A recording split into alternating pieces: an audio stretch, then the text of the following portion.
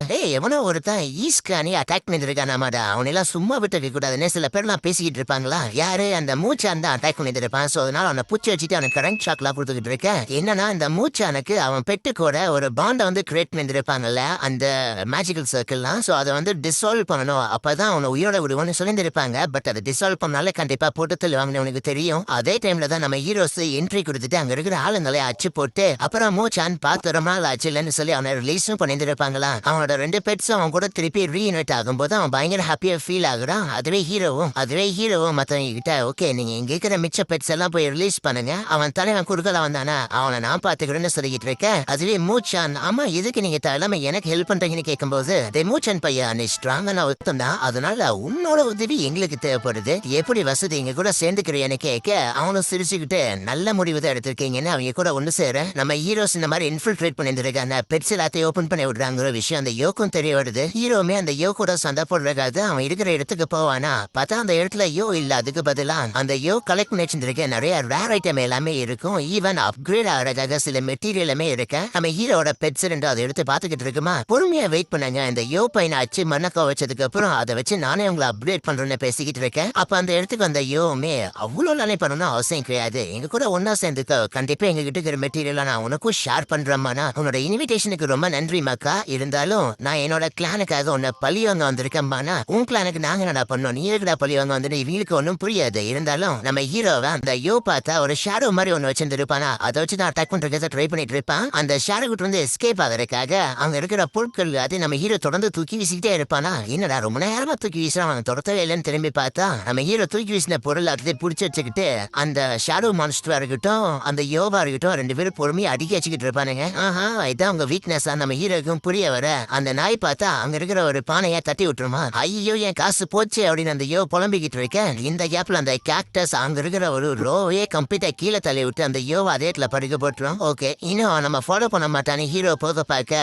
அவன் பின்னாடி இருந்து அந்த ஷேடோ அட்டாக் பண்ணோம். ஐயோ கண்டிப்பா இது செம்ம டஃப் கொடுக்கும் போலேன்னு அவனுக்கு புரிய வர மத்தவங்க எல்லாரும் அந்த பெட்ஸ் எல்லாத்தையும் ரிலீஸ் பண்ணிட்டு ஹீரோவை காத்துருப்பாங்களா. அப்ப இது ஒரு பிளாஸ்ட் நடக்கும். ஆனா சைட்ல இருந்து நம்ம ஹீரோ வருவான்.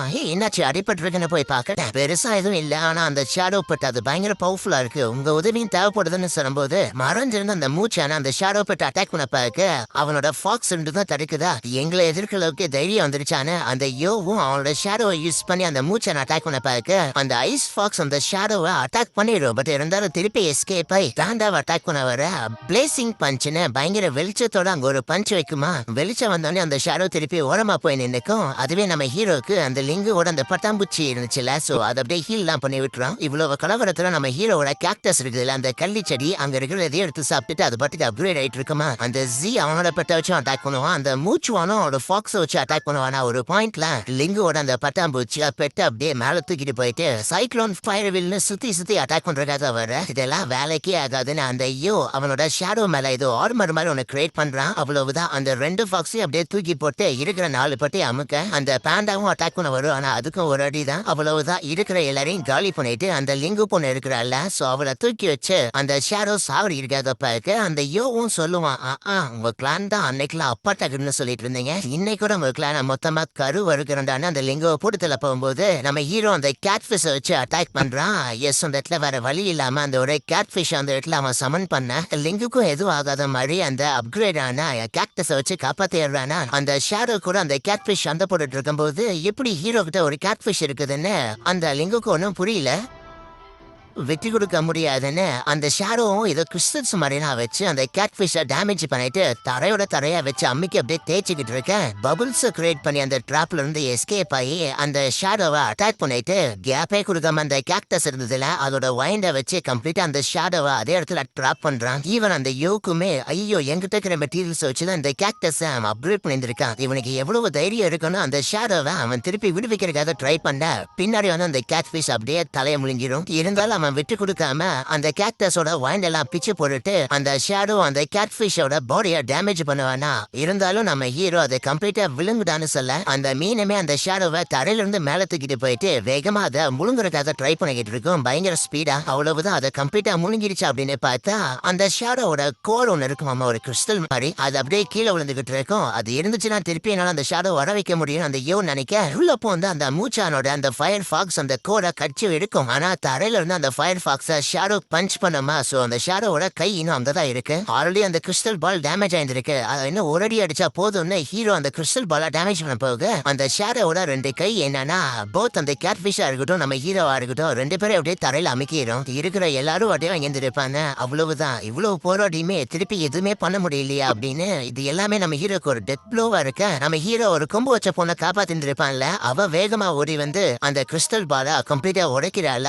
பின்னாடி இருந்த அந்த யோ அவளை அப்பலான்னு வரும்போது அவ திரும்பி மூஞ்சில ஒண்ணு வைப்பா. ஃபைனலா ஒரு உதச்சு அந்த யோவா டேட்ல காலி பண்ண நம்ம ஹீரோக்கு அந்த பொண்ணு ஞாபகம் இருக்குது. அட ஆமா, கொம்பு வச்சிருக்கா, அவளை ஊருக்குள்ள இருக்க கூடாதுன்னு சொல்லி நான் தான் காட்டுல சேஃபா கொண்டு போய் விட்டுட்டு வந்தேன். ஒருவேளை நன்றி கடனை திருப்பி சிறுத்துட்டாத வந்திருக்காளோன்னு அவளுக்கு தேங்க் பண்ணும்போது அவளுக்கு என்னன்னா ஒரே வெக்கமா வந்துட்டாங்க, ஓடி போயிடுறாள. அதுக்கப்புறம் அந்த மூச்சுவான் பயணமே மயக்கம் தெரிஞ்சு கண் விழிக்கும் போது அந்த இடத்துல நிறைய ட்ரெஷர்லாம் இருக்குமா, அதெல்லாம் பாதி பாதியா பிடிச்சிக்கலாம் அப்படின்னு ஒரு பிளான் போட நம்ம ஹீரோ என்னன்னா ஒவ்வொரு தடவை அவன் இவ்வளவு பர்சன்டேஜ் பிடிச்சிக்கலாம் அப்படின்னு சொல்லும் போதும் அந்த நாய்க்குட்டியோட சூச்சா வச்சு அவனை எல்லாத்தையும் மறக்கடிக்க வைக்க அவனும் பார்த்தா கடைசியில ஒரே ஒரு பொட்டையை மட்டும் எடுத்துட்டு போறான். ஓகே, இங்க இருக்கிறதெல்லாம் நமக்கு தான் அப்படின்னு நினைக்க அப்ப அங்க பார்த்தா ஒரு ஃபயர் பால் மாதிரி ஒண்ணு இருக்குமா. ஓகே, இந்த பெட்டை நம்ம எடுத்துக்கலான்னு அது கூட நம்ம ஹீரோ பாண்டை கிரியேட் பண்ண ட்ரை பண்ண. அது கொஞ்சம் அடம் பிடிக்கிற மாதிரி தான் இருக்கும். பட் இருந்தாலும் ஃபைனலா நம்ம ஹீரோ கேப்சர் பண்ணும்போது அவனுக்கு ஒரு மாதிரி மயங்கி போய் அதே கீழே வந்துடுறான். அதுக்கப்புறம் அடுத்த நாள் காலையில நம்ம ஹீரோ கண் விழிக்கும் போது பக்கத்துல இருந்த அந்த ஜீமே தலா நேத்து திடீர்னு மயங்கி போயிட்டு அவனை கொண்டு வரது பெரும் படம் இருந்தது. சரி, இங்கே உனக்கு நாங்க சமைச்ச சாப்பாடு எடுத்து சொல்லிட்டு போவாங்களா. நம்ம ஹீரோவுமே நேற்று ஒரு ஃபயர் பால் கூட பாண்டை கிரியேட் பண்ண பார்க்கும்போது இப்படி நடந்துச்சு.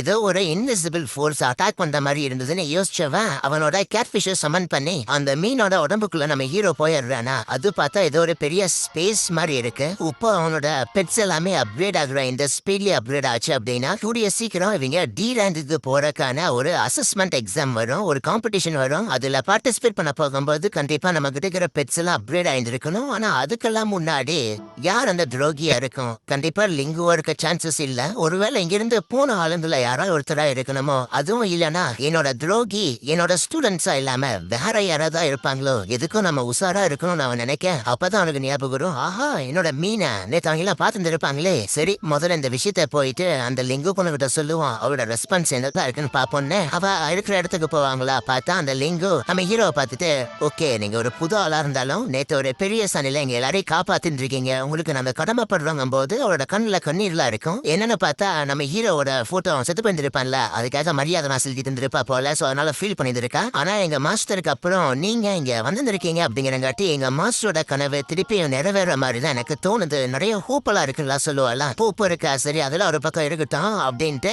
நம்ம ஹீரோ அந்த கேட்ஃபிஷ அந்த லியான்சோ அப்படிங்கிற அந்த ஒரு பொண்ணோட இடத்துல இருந்தா பிடிச்சான். அதுக்கப்புறம் அந்த சும்மா யூஸ் பண்ண பழகுன, மத்தபடி எனக்கு வேற எதுவும் தெரியாதுன்னு சரண்டர் ஆயிட்டு இருப்பானா. இல்ல அவங்களால அந்த மீனை டேம் பண்ண முடிஞ்சுதான் எங்களுக்கு சந்தோஷம் தான் சொல்லிட்டு நம்ம ஹீரோ மேல ஒரு வாண்டட் போஸ்டரை இஷ்யூ பண்ணிட்டு இருப்பாங்களா. அதை எடுத்து மேல நீங்க ஒரு திருடனானு கேட்க, இல்ல அதான் மிஸ் அண்டர்ஸ்டாண்டிங் அப்படின்னு நம்ம ஹீரோ சமாளிப்பானா. அதுக்கு லிங்குமே ஓகே புரியுது, இந்த கொஞ்ச நாள்ல நீங்க பண்ண செயல்களை வச்சு நீங்க கண்டிப்பா இப்படிப்பட்ட ஒரு ஆளா இருக்க மாட்டேங்க எனக்கு தெரியும். ஆனா இருந்தாலும் உங்களோட நடவடிக்கை, நீங்க எனிமையா டீல் பண்றது, ஈவன் நீங்க அந்த கேட்ஃபிஷை யூஸ் பண்றது, இது எல்லாத்தையும் பார்க்கும்போது எனக்கு ரொம்ப பழக்கப்பட்ட ஒரு நபரை நீங்க ஞாபகப்படுத்துற மாதிரி இருக்கு. ப்ளீஸ் உண்மையை சொல்லுங்க, நீங்க இதுக்கு முன்னாடி ஹீரோவோட ஒரு ஸ்டூடெண்டா இருந்திருக்கீங்களா, இல்லனா ஹீரோவோட ஃப்ரெண்டா என்ன, அதுவும் இல்லனா நீங்க தான் ஹீரோவா என்ன அப்படின்னு ஒரு கேள்வி கேட்க அங்கே இந்த ஒரு எபிசோடை முடிக்கிறாங்க.